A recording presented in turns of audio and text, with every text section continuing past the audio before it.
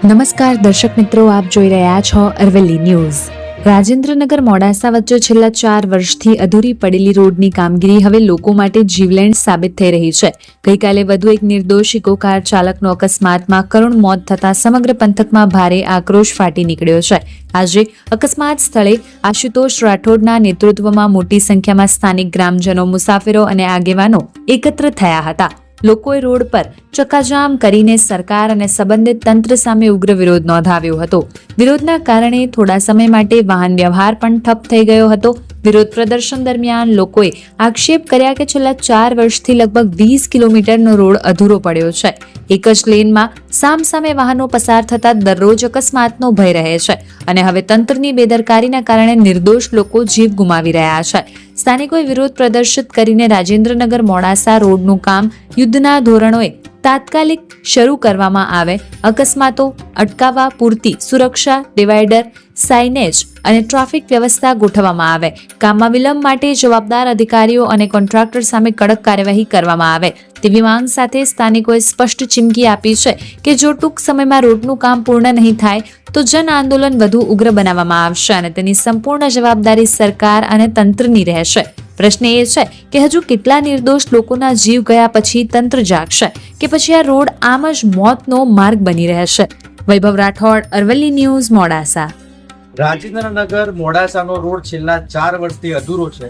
100 કરોડનું બજેટ ફાળવ્યું, તળિયાથી લઈ નડિયા સુધી ભાજપની સરકાર છે, પણ ભ્રષ્ટાચારમાં એટલી વ્યસ્ત છે એના કારણે આ રાજેન્દ્રનગર મોડાસાના રોડના કારણે 17 અકસ્માતો થયા, જેમાં 5 મૃત્યુ થયા અને એક ક્રિટિકલ કન્ડિશનમાં અમદાવાદ ખાતે 4 મહિનાથી એડમિટ છે।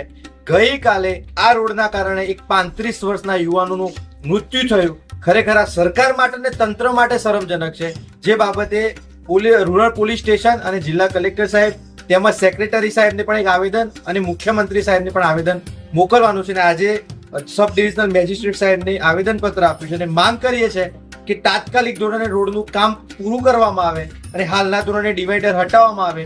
જો આ નહીં કરવામાં આવે તો આવનારા સમયમાં ખૂબ જ ઉગ્ર આંદોલન ગાંધી ચિંધ્યા માર્ગે થશે, જેની જવાબદારી પ્રશાસનની રહેશે। ગત રાત્રિએ એક કાબુલાનો યુવાન સુરેશભાઈ કરીને ઠાકોર હતા, એ રસ્તા પર અવર જવર ચાલતી હતી, રસ્તા પર જતા જતા ઇકોલે એ દરમિયાન એમનું આકસ્મિક રીતે મૃત્યુ થઈ। અકસ્માત રીતે હું એટલું કહેવા માંગુ છું કે તંત્રને અને સરકારને કે ખરેખર આ 4 વર્ષથી આ રોડનું કામકાજ ચાલુ કરીશ। આ સરકારનું હું સીધી લીટીમાં કહેવા માંગુ છું કે 4 વર્ષથી આ રોડનું કામગીરી ચાલુ કરીશ।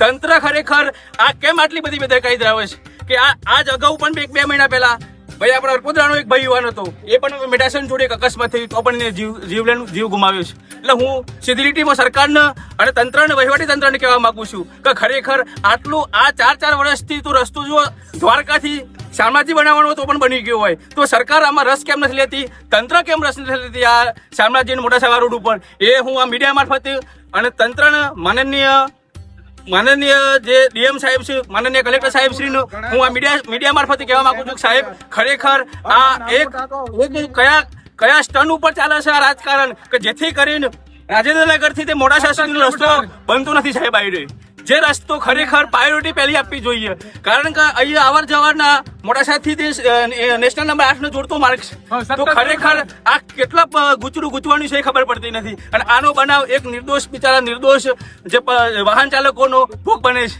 આવા બનાવો તો અનેક બનાવો બન્યા છે, પણ આ 2 મહિનાના અંદર એક અડપોદાનો પણ યુવાને જીવ ગુમાવ્યો છે અને કાબુલાનો પણ યુવાને જીવ ગુમાવ્યો છે। ખરેખર હું તો તંત્રને અને સરકારને પૂરેપૂરી બેદરકારી ધરાવે છે।